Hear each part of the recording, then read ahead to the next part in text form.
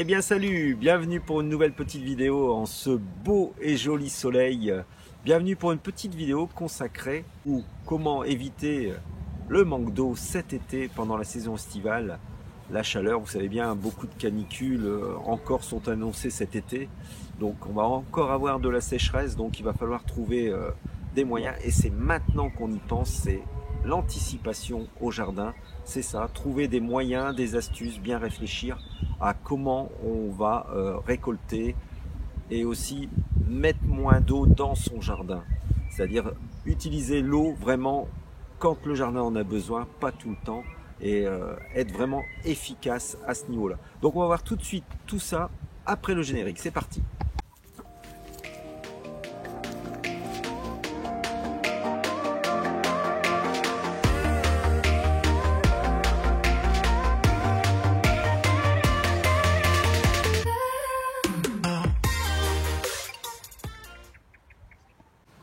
De retour pour la suite de la vidéo. Donc la première des choses que je fais quand j'attaque le printemps à peu près, je vérifie même au courant de l'hiver, c'est de vérifier mes niveaux de mes cuves. Donc mes niveaux de mes cuves, j'ai une cuve sous la maison qu'on va voir là tout de suite, qui est juste ici. On a une cuve de 2500 litres sous la maison que j'active avec un interrupteur.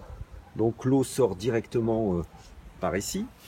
Donc le niveau de la cuve, vérifier qu'il soit bien plein. Si pas, on prend de l'eau que l'on a dans le bassin et on vient finir de remplir notre cuve. Après, il y a les tonneaux que je vais faire voir après. Donc on va regarder le niveau de la cuve.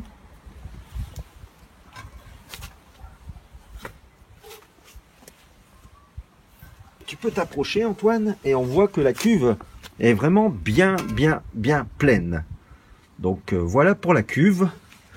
Donc ça, c'est pas mal. Deuxième chose, je vérifie que mon bassin soit bien rempli. Donc le bassin est là, vous voyez. Donc je récupère les eaux de pluie par les gouttières qui se trouvent là-haut. Donc l'eau tombe directement dans le bassin, toutes les eaux de pluie. Ce qui me permet, grâce à ma pompe qui se trouve dans le bassin, d'envoyer directement par le biais d'un tuyau, directement au fond du jardin. Donc là, c'est primordial que le bassin soit très rempli. Et à chaque fois que nous avons une nouvelle pluie, le bassin se remplit. Moi, je déverse de l'autre côté et je fais ça pendant toute l'année. Donc voilà, une des grosses choses que je fais au niveau de mes bassins pour me permettre de récupérer de l'eau facilement. Voilà. Également trois tonneaux qui me permettent de remplir pas mal, d'avoir pas mal de litres ici. J'ai un 200 litres, un 150 et un 100 litres. Donc j'ai déjà pas mal d'eau de pluie à ce niveau-là. Donc ils sont remplis. Également au niveau des serres, à l'intérieur de chaque serre, je possède un tonneau qu'on peut voir là ici. Ce qui me permet de faire un goutte à goutte au niveau de mes planches de culture à l'intérieur des serres. Et j'ai également une cuve de 900 litres à peu près que j'ai fabriquée maison, simple, efficace, avec quelques palettes, une bâche à 2 ou 3 euros à l'intérieur que j'ai doublé. Et j'ai la même chose de l'autre côté, une deuxième cuve de l'autre côté qui fait 900 litres également. Donc voilà pour les récupérateurs d'eau. Donc ça, c'est un système, il faut être bien plein pour attaquer la saison. Pour avoir de l'eau pour la saison, il faut vraiment que ces cuves soient remplies à rapport. Donc la deuxième chose importante, c'est de prévoir un plan de jardin. Prévoyez un plan de jardin, jouez avec l'ombre. C'est une chose très importante à faire. C'est-à-dire que les coins à l'ombre doivent vous servir. C'est-à-dire, je m'explique. C'est-à-dire que si vous avez des légumes à planter, des légumes qui n'ont pas besoin d'être au soleil, qui n'ont pas besoin de trop de soleil, je pense par exemple à certaines salades, des radis, des haricots, des choses comme ça. Plantez-les plus côté ombre que de les mettre en plein soleil. Ce qui vous permettra, au niveau des coins d'ombre, de moins mettre d'eau. L'eau s'évaporera moins vite et vos légumes auront besoin moins d'eau.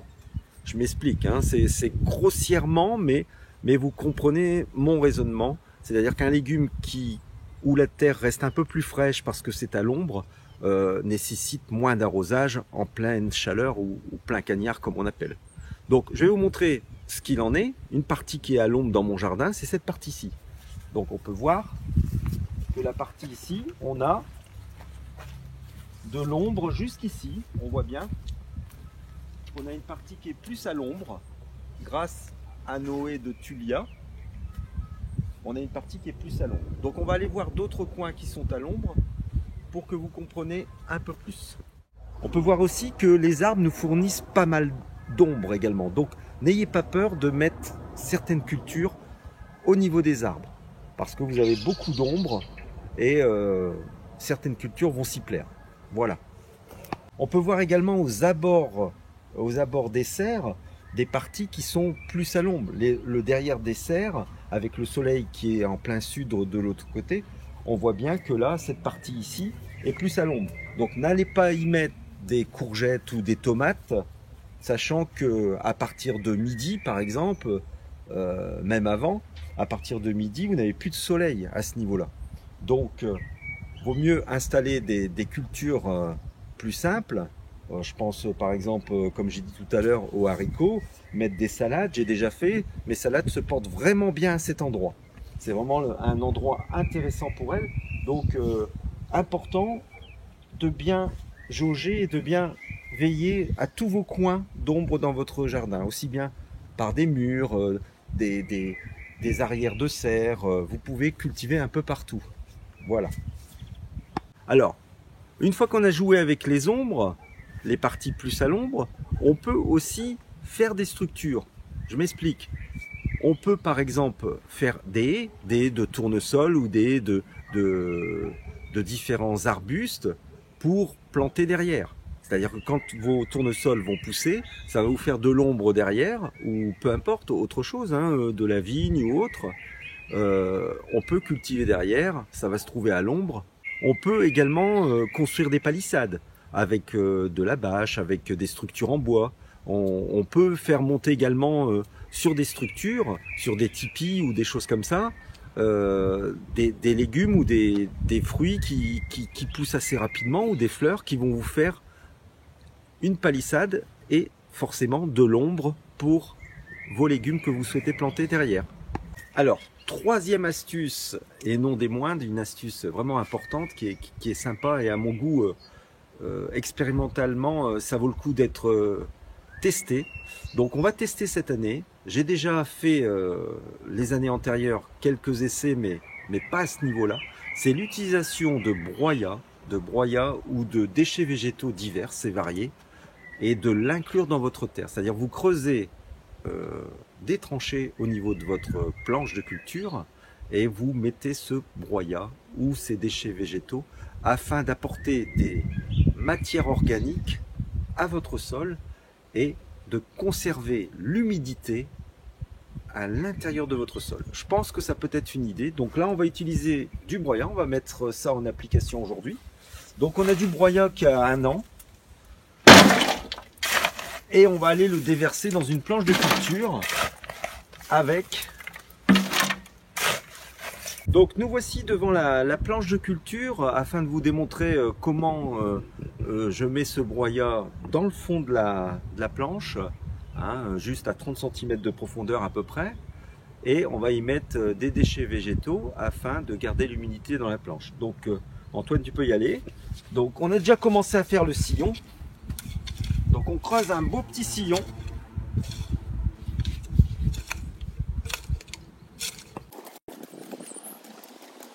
Donc c'est parti, on met notre broyat bien dans le fond.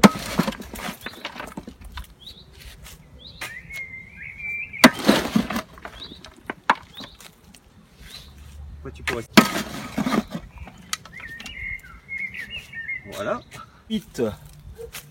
De vieilles petites salades. On met quelques déchets végétaux, comme ceci.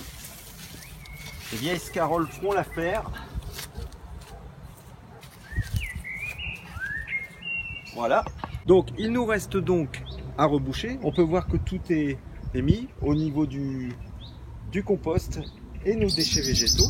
Donc il nous reste donc à juste recouvrir Alors, une fois qu'on a tout recouvert, comme on peut voir sur la planche, à savoir que l'on a fait successivement 2 parties, donc 2 rangs, ce qui va permettre de, ici, à ce niveau-là, on va y planter sans doute des courgettes ou autres légumes, fruits. Avant, on va y mettre par-dessus.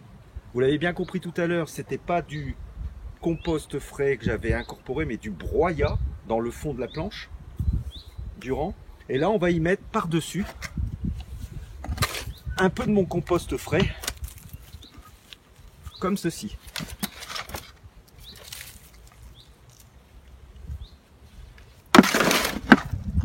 Afin d'apporter encore des nutriments supplémentaires à notre terre. Voilà, c'est très simple à mettre en place, que ça doit fonctionner.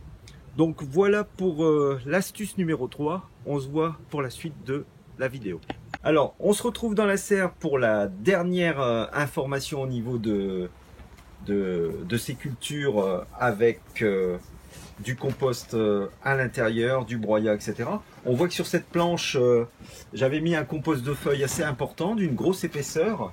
Et là, par-dessus, je suis venu y mettre du compost maison que j'ai mis par-dessus pour venir agrémenter et amender un peu cette planche qui aura sans doute des tomates, voire des concombres cet été à partir du mois de mai.